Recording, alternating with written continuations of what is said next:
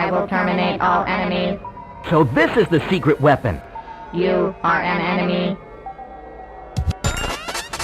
The view is clear. Destroy. Destroy.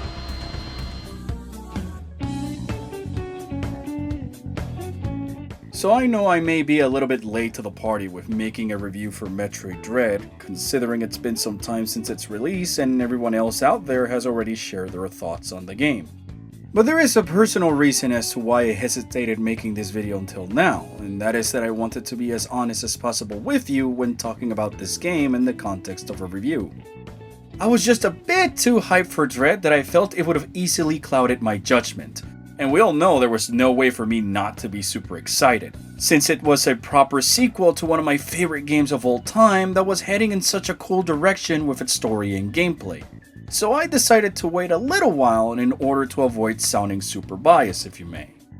Additionally, by waiting out a bit on making this video, it gave me enough time to properly enjoy Dread at my own leisure, and have a couple of playthroughs to get fully acquainted with all of its aspects. Sort of like letting it simmer in my mind, if you may, so I could best gather my thoughts regarding it. And it's a good thing I did just that, because man is it going to be tough for me to talk about Metroid Dread without sounding like a complete blinded fanboy.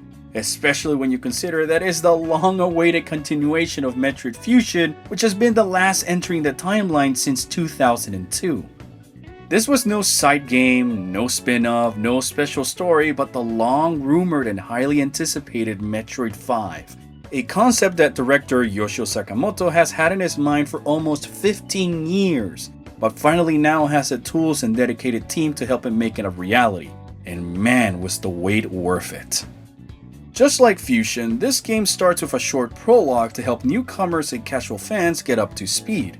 Which I don't mind since it's been close to 20 years since Fusion's release, but I think we have all heard it enough times at this point, so I'll just give you the nutshell version instead.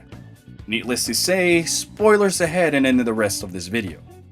So the Federation finds out that the floating gelatins from the previous game are still alive somewhere else, and so they make these super strong killer robots to hunt them down, but oh no, the robots go missing and everybody's rightfully spooked. So now the one and only Samosa has to go to the strange planet to find the robots and eat all the gelatin in order to save the universe. But instead she finds this bird person who took Samosa's existence very personally and was going to kill her, until he didn't, and now she has to escape to the surface before Adam starts buying the newest crypto with her credit card. Samus, I just purchased 15,000 Bird Magic coins. They're gonna cost us so much when Metroid 6 comes around. I really have to say how much I love this setting for the game. Instead of having to find an evil source deep inside a planet, we're instead left inside unknown territory and have to fight our way out while trying to stop whatever evil lurks in planet ZDR. It's almost as if in the older games we had the comfort of an escape route if things went south. We could always go back to the sanctuary that is our ship for a brief relief. But Dread takes that solace away to make us feel more helpless than ever before. Yet at the same time, this intro gives us enough mysteries to the plot that makes us want to immediately continue playing to find their answers. Are the X-Parasites really alive, or was it all a hoax? What happened to the Emmys, and why are they now hunting us? What truly happened on this planet, and who is this evil Choso that confronted us, and what is their plan? It's such a simple and efficient way to keep players on their toes and engage with the story. And the game knows where are the right moments to give us more lore so it doesn't affect the gameplay's pacing. But also gives each story beat its own time to breathe, which results in a surprisingly smooth gameplay experience that never gets stale. Which also applies to the gameplay, as there really isn't a moment where it becomes boring or repetitive, since each area is not only visually diverse, but also has you managing different mechanics and puzzles to navigate through their environments, which gives each section its own distinctive feel. Be it destroying the environment in Alteria, changing the flow of magma to open new paths in Cataris, finding ways to navigate through Berenia's waters, or restoring the power to the labs in Dairen, each area will have you tackle things a little bit differently as you try to find more routes and power-ups to help you escape planet ZDR. But the main thing most of these areas have in common are the ominous Emmi zones, special areas devoid of all other life where the robots patrol to hunt you down, as they have been reprogrammed by Ravenbeak to complete his goals. Before getting my hands on Dread, I was a bit skeptical that these sections could potentially hurt the game's flow, by either being too repetitive and annoying or extremely forced in for the sake of a gimmick, and thus take away from the exploration that defines the series. But fortunately, this isn't the case, and if anything, the Emmi zones are beautifully implemented into your progression, where they just feel like another natural part of it. These zones take over large sections of the map, but you'll be essentially jumping in and out of them in short bursts to reach different locations, so you are rarely forced to spend too much time in them. But man, the time you do spend in them are extremely tense. The developers really struck a perfect balance with how many times you have to deal with the Emmi to the point that they don't feel like they overstayed their welcome, but are still relevant enough to the gameplay loop that it doesn't make you question why they were added in the first place. And the fact that each comes with their own power-ups and different gimmicks to their rooms makes them feel very distinct from one another. What helps drive the tension is the Emmi's powerful AI, as it allows them to adapt to your movements on the fly and making it possible for them to keep a close distance on you so you can't easily outrun them. This is complemented with their amazing hearing range that allows them to detect you from afar, setting them into patrol mode. And so sometimes the best way to avoid the robots is to keep moving before they pin you down, which forces you to make decisions on the fly, thus continuing to add more pressure as they're able to effortlessly follow you on the maps. They are the proper evolution of the SAX from Fusion, and although there is no way for you to stun the robots compared to the doppelganger, the only way they can kill you is with a grab, unless you're playing in Dread mode, which helps keep things balanced, and knowing that your pursuer is an unstoppable machine really helps make you feel powerless against them. Even the process of taking them down isn't something too straightforward, as their armor plating still takes time to destroy and the Omega Cannon takes a while to charge the killing blow. So you never really feel too safe or strong as to stop fearing the Emmis throughout your adventure. I never felt like they were unfairly difficult to avoid. Well, except for maybe the purple one when you don't have the gravity suit for the underwater sections and the fact that the robot can see through walls. But it's mostly all about trying to stay calm and maneuver around them, which fortunately is something rather easy to do thanks to Samus's amazing controls and movement options. This is by far the most fun it has been to control Samus in any game. She just feels so fast and agile, letting you traverse through the world so effortlessly. And one thing that really helps with this is a new slide feature that lets you easily dodge certain enemies or terrains while keeping your momentum, as well as being able to use the melee counter while on the move or even on the air, so there is little to no reason to stop moving, which makes for some excellent pacing. The controls allow for a much deeper range of movement that facilitates many possibilities to go through the areas or trying to avoid the Emmis, that make it more fun than frustrating to go through their zones and maneuver around them. But what elevates this even further is the arsenal of new items you get at your disposal and how they help you with regular combat and exploring the world. You have your usual suspects like the screw attack, power bombs, and space jump, but it's the new ones that this game introduces that are my favorites. Like the storm missiles that finally nail down the seeker missiles from Prime with a smooth lock-on that probably tracks their target. The return of the diffusion beam from Other M works wonders with giving your charge beam a bigger blast radius that can even hit through some walls. Or the amazing flash shift that lets you warp horizontally a few times to avoid attacks or get some extra airtime. This last one is probably my new personal favorite power-up in the series. It's not only a good tool to avoid damage, but it's also a great way to close the gap on your targets or even get some extra breathing room. And I'm not gonna lie that I get a kick of just using this in the air and seeing Samus go forward and back and then forward and back and then go forward and back, then put one foot forward. Sorry, wrong game series. But all these abilities lend themselves to give you, ironically enough, one of the strongest versions of Samus ever, that might make you feel a bit overpowered at some point, especially with how the game suddenly gives you both super missiles and the plasma beam close to each other, but I never really felt that same level of power creep that you get from other games in the series where suddenly nothing can stop you. And part of this is because the game starts throwing stronger enemies at you that make you reconsider your approach to combat altogether. Something that is best seen with the game's amazing boss fights that take into full consideration the abilities at your disposal. They can be quite challenging, but never reaching to the point where it feels unfair, as every mistake felt more from an error of my part for not recognizing a pattern of attacks or not using my abilities to properly dodge them.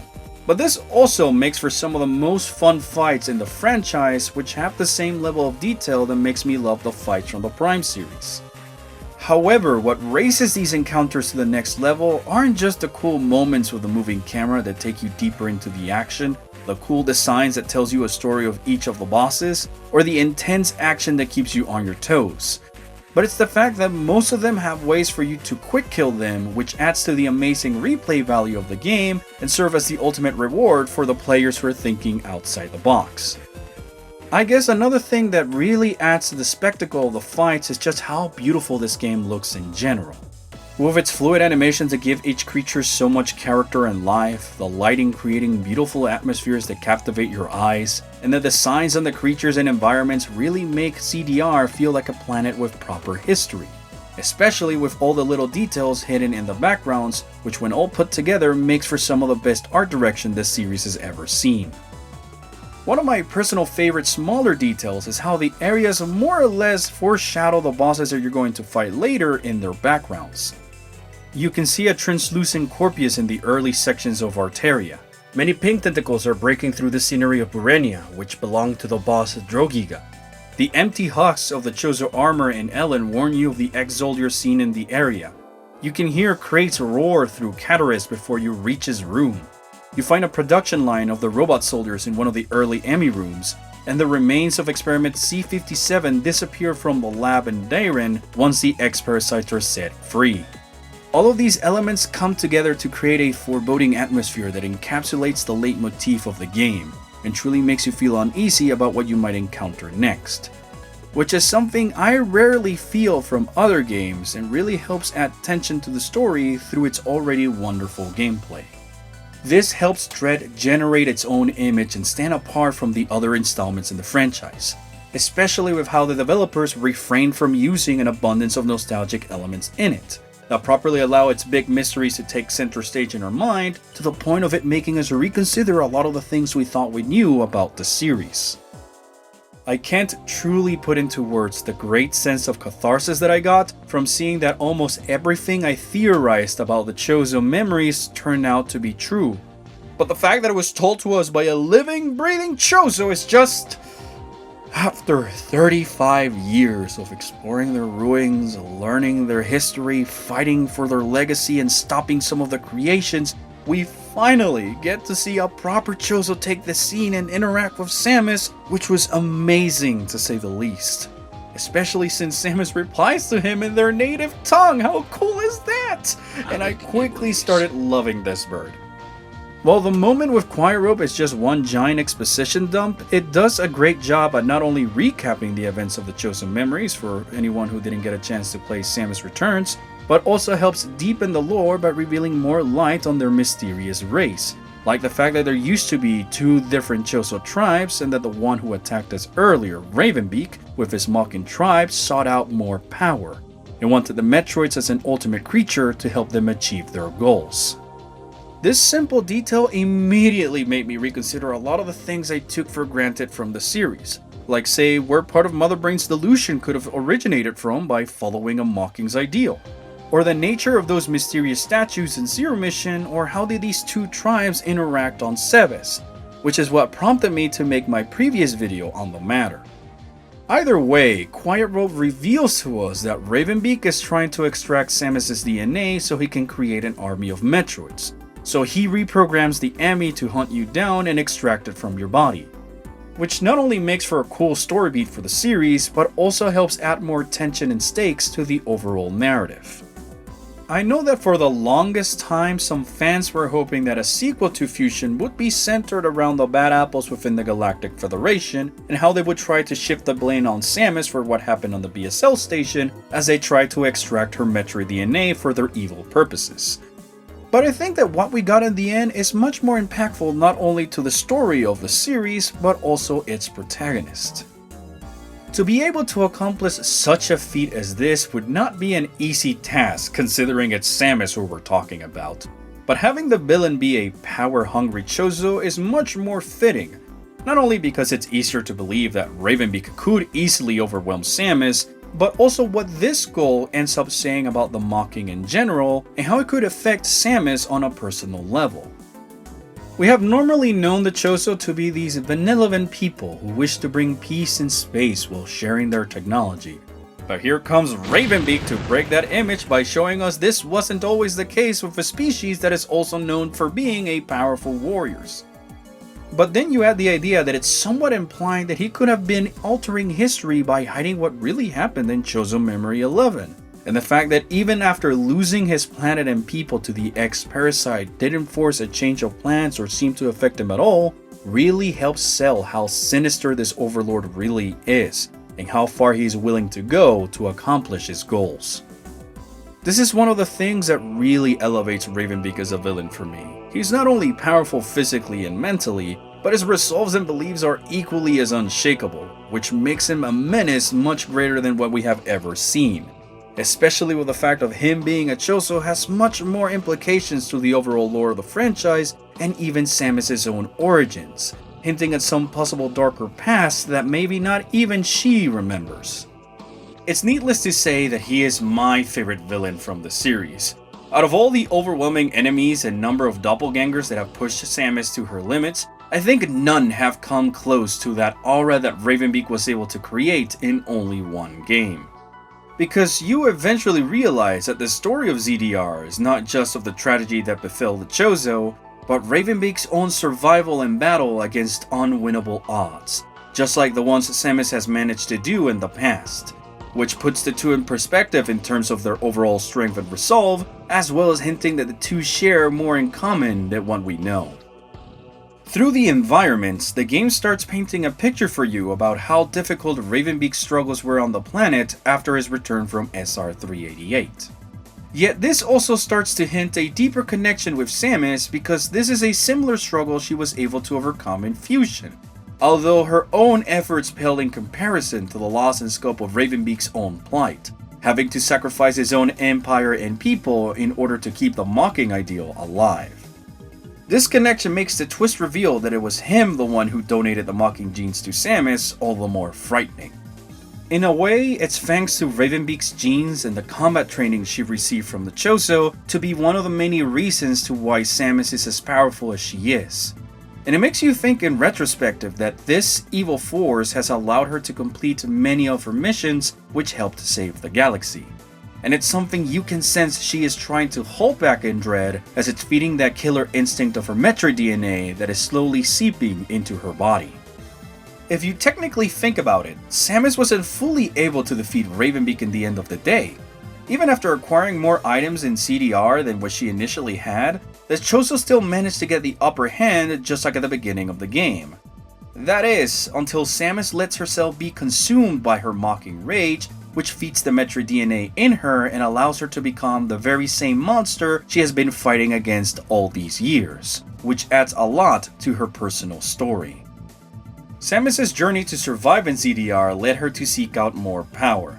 She doesn't stop once she collects the weapons and abilities she once lost, but she continues to seek out more in order to defeat Ravenbeak, thus in a way embracing her mocking lineage by allowing herself to be consumed for their lust of power, which led to her Metroid killer instincts to finally take over.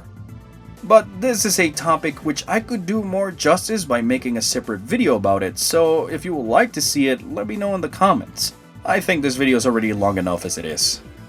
The surprise of the Metroid suit and the abilities is one of the coolest things ever seen in the series, that in a way is also poetic in its own form since both Samus and the Metroids were created by the Chozos, and it was because of their own hubris which in a way led these to become their eventual downfall.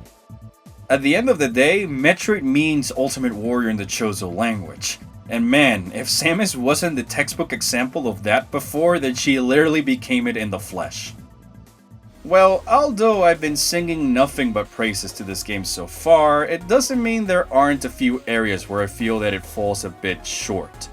Nothing too great to alter my overall enjoyment of Metroid Dread, or would keep me from recommending it to others, since they're mostly nitpicks at the end of the day, but I wanted to mention them nonetheless because I believe it's only fair to do so, since there's no such thing as a perfect game.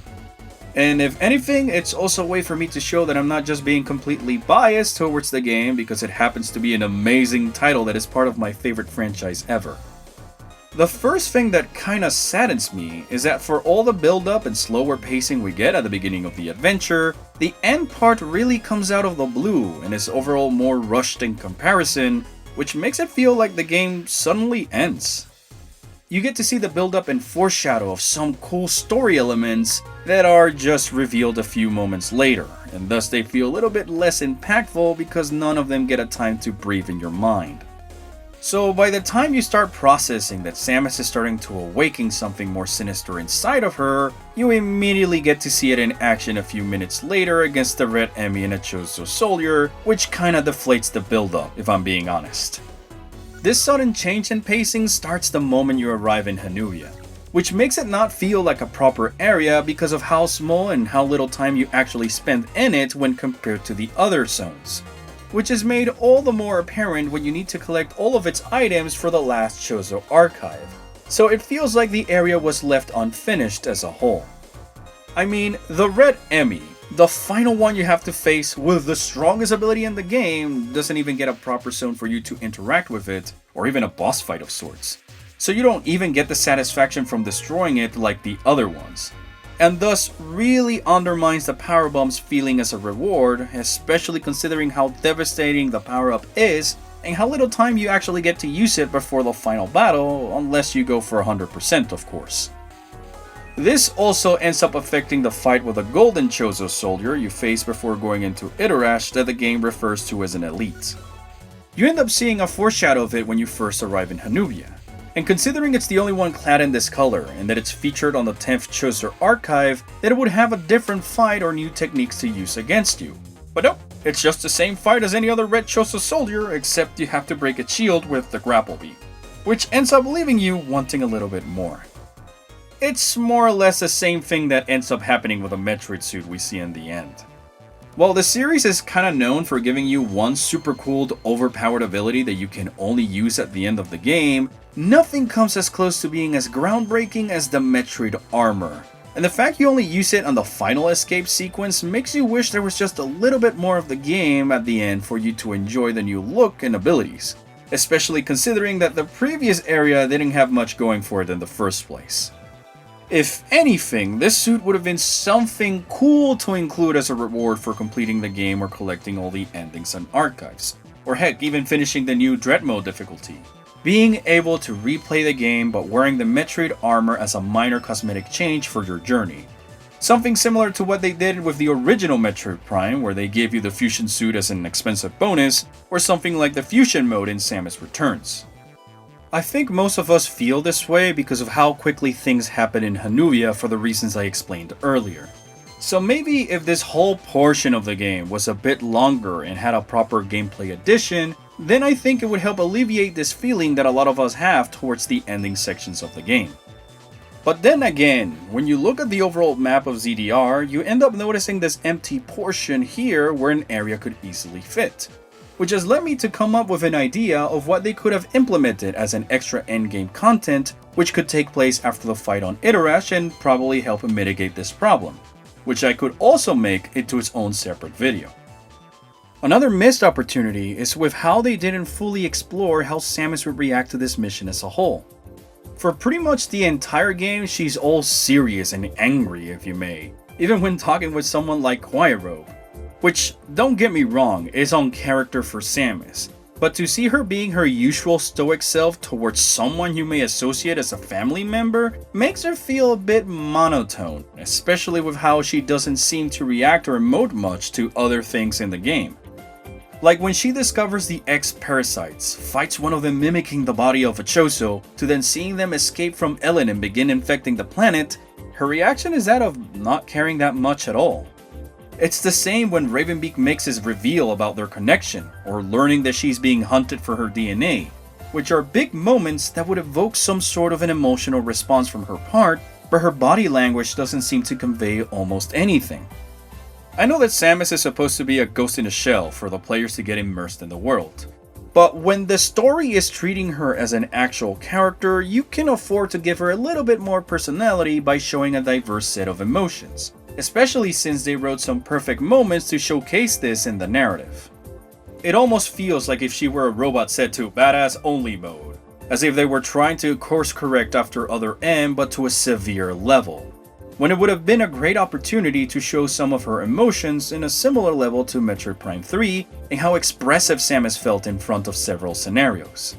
Showing things like anger or fear or even slight confusion while still retaining that powerful determination, which comes as a surprise when they clearly use the 3D environments and models to their benefit for creating awesome set pieces in Dread that take us closer into the action, which shows it wasn't something owed to any sort of technical limitation in part of the game or the console. At the same time, I have to be honest and say that I'm a bit on the fence with how I feel about the X-Parasites returning as a main threat in Metroid Dread.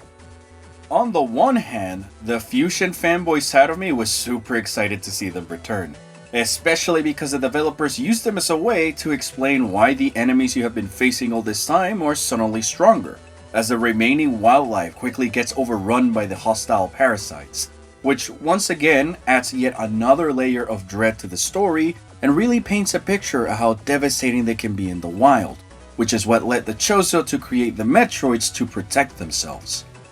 But on the other hand, I can't deny that the fact you're just fighting the X-Parasites for the later portion of the game to kinda undermine what could have been a unique image for Dread.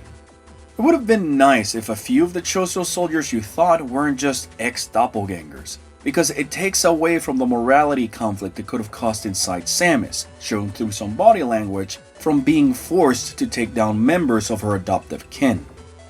I know that Mercury's team wanted to make a Fusion remake at first, but I feel like the Parasites end up stealing the spotlight of the game's new villains, to the point where they kinda overshadow Ravenbeak himself, since you don't get to see him again until the end of the game. And heck, we don't even get the chance to see an Emmi take them down in a cutscene or in their designated zones to show how efficient the robots are against them in the first place. I think that if they kept the X contained to just be inside of Ellen, and they gave us a reason to come back and fight the core X for an ability, then it would have been enough to show the horrors of what the Parasites can do and serve as a little moment of nostalgia, just like what they did with Kraid and the Red Brinstar remake that played on Quiet Robe's monologue. I know this is more of a personal nitpick, but after waiting for so many years to see the aliens in action, not being able to interact with them a little bit more feels a tad underwhelming, since all that remains of them are the ex-doppelgangers who don't count because they technically aren't Chozo. And even then, they all end up fighting the same way regardless of the area or their armor color. However, you do get a great feeling for their culture and history through the backgrounds of areas like Verenia and Ellen, which are very pleasing to the eye and drive my imagination into figuring out what are exactly the details I can see in them. And it's also cool to see the contrast between these two locations, which really sells the catastrophe that befell the planet and impacted Ellen, especially when you compare it to how it once used to look like. And another thing I wanted to mention, which is probably the smallest nitpick I have, and that you have most likely already heard from others by now, but it's the fact that the music as a whole leaves a little bit to be desired for it being a Metroid title. It's not to say it's bad, or that it doesn't do the game justice, and it's also a bit unfair to compare it to the classic tunes we've heard in the past. But I feel as if the soundtrack lacks a little bit more personality and presence, something that even the more subtle soundtrack of Fusion managed to capture in some of its pieces, or by the way it played with sounds to create a horror atmosphere. Also, I may be the only one to think this, but are the loading screens a tad too long? Maybe it's something they actually have fixed with the new patches since release that I just haven't noticed. But some of the elevator and train sequences take a little while to load, which can feel as a bit of a pace killer considering how fast the rest of the gameplay loop feels. Although they do make for a great opportunity to take a quick break from all the action. And lastly, I really wish we had the opportunity to see Samus without her helmet at some point in the game, and I'm honestly surprised this wasn't even an after credits reward for completing the game fast enough. Dread is the first time the series goes HD, and in Samus Returns, Mercury's team created possibly one of my favorite looks for the character ever, which I had hoped to see on the Switch.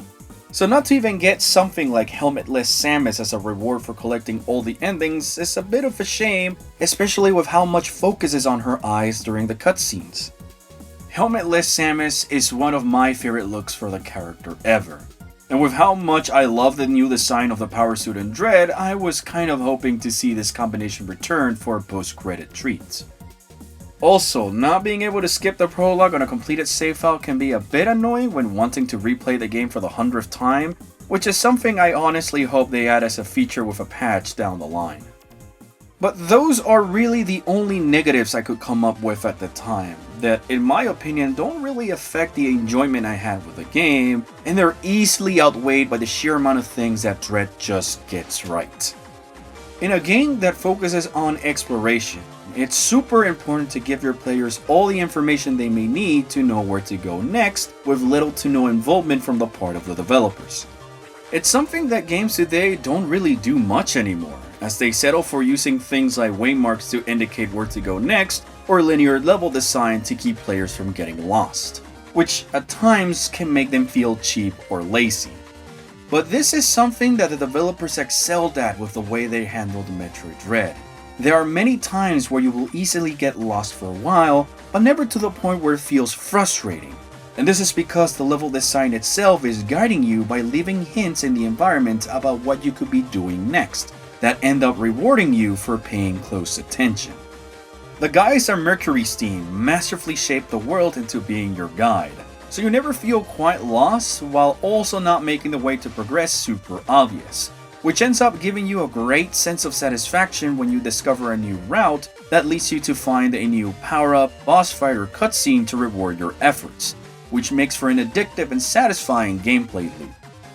It also helps that each time you return to an area, they are slightly different than before or have you explore a completely new section. It makes them stay fresh while keeping the players on their toes about what they may encounter next. The obvious example of this is when you return to Arteria to find it being a frozen wasteland, with the ice blocking certain routes, which makes you relearn the area for a bit. But you also get a similar effect in Barinia, where one time you will be exploring the upper facilities, and then later on you'll be struggling to navigate through its dark watery habitats.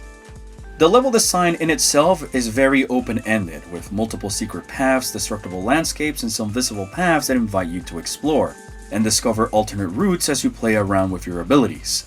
Some of which let you arrive at places earlier than intended, ending in complete sequence breaks that even let you quick kill some of the tougher enemies, thus creating a great incentive to replay the game. I don't have to say why it's so cool to have intentional sequence breaking back in a Metroid game.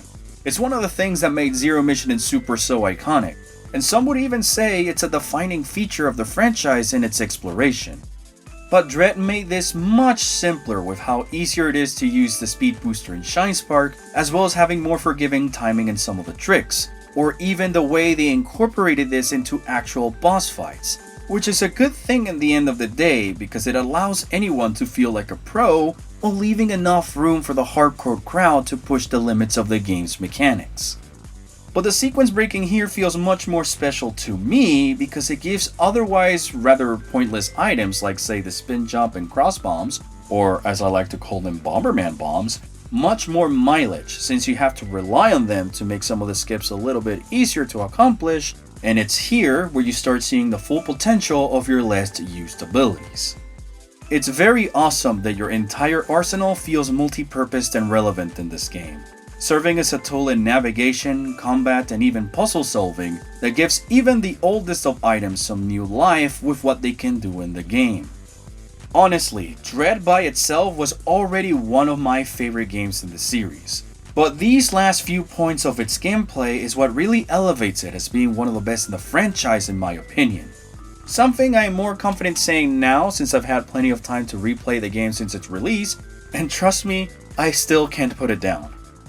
So, if you were to ask me today, where would I put Dread on my personal tier list of Metroid games? Well, honestly, I have to put it on the top alongside my personal favorites, Fusion and Echoes. This game is the natural progression for the 2D series in pretty much every aspect that really makes it the giant leap that fans have been waiting for. And if anything, it's leaving some big shoes to fill for future installments and other games in the genre. Everything just perfectly comes together to create the pinnacle Metroid experience that feels on par to what Super Metroid did so many years ago. And I wouldn't be surprised if other developers took note from it, or see Dread go and inspire a whole new wave of games just like how its predecessor has done before it. I can't imagine the sense of catharsis someone like Sakamoto must be feeling right now, after having some of these ideas floating around in his head for years and then struggling to even get a team to help them bring them to life. But the wait was worth it because the end result was the creation of one of the defining games of this generation. Metroid Dread isn't simply one of those games that you will see people praise for a few months as being one of the best ever to then suddenly disappear into the shadows. But instead, it's a unique experience that will remain in our minds for a long time and will hopefully stay in the spotlight that it deserves for years to come. And if those sales numbers are anything to go by, then I am sure we haven't seen the last of the series just yet, even after Prime 4 eventually comes out. Which makes me extremely happy to know that Dread has been a gateway for many players to jump into the series that I adore so much, and that the game is having a similar effect on them to what the original Prime had with me so many years ago. Needless to say, this is the perfect title to start the Metroid franchise, as it showcases everything that made the series so iconic, and it contains some of the most fun gameplay I've had in years. And the new modes added after release give Dread even more replay value by being intense challenges that test your skills. And fortunately, it's an experience that doesn't overstate its welcome or demand too much of your time to fully appreciate. I just can't finish wrapping my head around that we finally got a sequel to Metroid Fusion, in the form of the highly rumored Metroid Dread that many thought was a dead prototype, and that it was everything and more that I ever wanted of a 2D Metroid game. To me, it still feels like a dream, and goes to show that what the series may lack for in quantity of titles, it will always make up with its impeccable quality. I know some of you probably wanted to see me gush about this game like the little fanboy that I am, but I don't know, I just can't bring myself to go out of character and just be like, have you seen how cool Samus deals that finishing blow to Corpius? And you can just slide under enemies and places so quickly. You can now even keep your speed booster when wall jumping, and it's so fast and it lets you do so many tricks, and you can even kill a boss with it. Some of the bosses turn into Core X floating around, and they work just like the ones from Fusion, but in glorious HD! Holy no! Did you see that? It's an evil Choso clad in armor fighting Samus using Aeon abilities, and he manages to best her! Look, it's Samus riding the experiment boss like if it were nothing while firing missiles at its face! Oh my gosh, we finally got the answers to Choso Memory 11, and the Choso in it is now our main antagonist who wants to hunt Samus down. Finally, closure and catharsis after years of waiting! Oh, the flash shift is so fun, it can get extra airtime, and look, I can zoom around the place like if it were a character from Marvel, baby! Remember the time we finally got to see Samus talking with a Choso, and he was the sweetest and purest bird in the entire galaxy! Moveset Gandrina Guybro is my new favorite side character. Oh, and Samus then replies to him in their native language, because of course she would know it, she was raised by them on Sebes, how cool is that? Man, the Emmis are just so scary with their creepy noises and the way they just move around. It's so uncanny and it sends a shiver down my spine. And then they chase you, triggering that primal fear in me, man. It's so cool that in the final fight against Ravenbeak, he just uses the same attacks and strategies as he did in the intro of the game. And the bird is using the freaking Hyper Beam like if it were just any other sword. Look, it's great! My boy is finally back in the game, and he's such a menace now with all of his new attacks. And Samus can just jump on his head and fire missiles into its mouth. Oh my god, that was so cool! Man, the Choso soldiers are so awesome, especially with how their armor looks just like Samus' own Varia suit, and the way they have this composed form. Until the X-Parasites turn them into these monsters is really unsettling. Oh, remember that time Ravenbeak just grew freaking wings and started attacking you in the air like that one panel in the manga? And when you cut off one of them, he rips the other one like if it were nothing. Oh, this bird is so metal, I love it! Oh, and the hand glow thing turned out to be Samus awakening her Metroid powers, and then she proceeds to freaking suck the life out of the Choso soldiers. It's so cool! And then Ravenbeak reveals that he was one of the donors for Samus's Chozo DNA. And then you realize that maybe part of her strength has been an evil force of nature all along. And the fight becomes even more personal as she's trying to prove that she's not like him. And Samus just thinks about how this bird is responsible for destroying her family. And then she just unhinges and goes feral on him. Look at how angry she is while trying to drain his life force. Wait, what is that? Did Samus just become an actual Metroid to defeat Ravenbeak? And this watermelon Devil Joe suit is so freaking cool. And she has a Hyper Beam to fight this giant X-Parasite that's a combination of all the other bosses. And instead of eating it, she just decides to obliterate it with a Hyper Beam because she's clearly had enough. This is a clear example of why I love this series so much. Metroid Dread is the best game I've played in years, and if for whatever reason you haven't picked this up, stop wasting your time and do yourself a favor by getting yourself a copy. It's better than any other game you're thinking about playing, and it doesn't take too much time to complete, so go ahead and buy it to tell Nintendo we need more masterpieces like this. I give it a 20 out of 10, there was real bird magic in it. Sorry about that.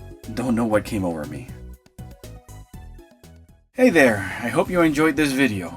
Now, while I normally would already be working on the next script, I kinda wanted to take this opportunity to ask you guys essentially, what would you like to see next from the channel? While I do have a few more topics that could make for interesting videos regarding Dread, I don't want to give you guys burnout from the game, so I'll be making a poll in the community tab to see if you guys would like me to keep talking about Dread a little bit more, or maybe jump into another game for a little while. I've had some ideas in my mind for a while now regarding some cool topics I think you guys might be interested regarding some of the other Metroid games, but let's say that Metroid Dread's sudden reveal threw a massive powerbomb on my plans altogether. Alternatively, I also mentioned in my previous update video that I wanted to do 1 or 2 videos regarding other franchises that I like to kinda help break the monotony, so maybe this could be the perfect moment to do that and just do one video regarding another franchise that I like that could hopefully also bring you guys some entertainment. So please make sure to check the polls on the community tab and feel free to leave a comment with things that you'd like to see me explore in the future. Your ideas are always welcomed and I appreciate the feedback. Lastly, I can't say it enough, but your support really means everything to me. And as long as I can keep you guys entertained or happy with whatever I make, then consider myself fulfilled with these videos. But until next time, please stay safe and thanks for watching.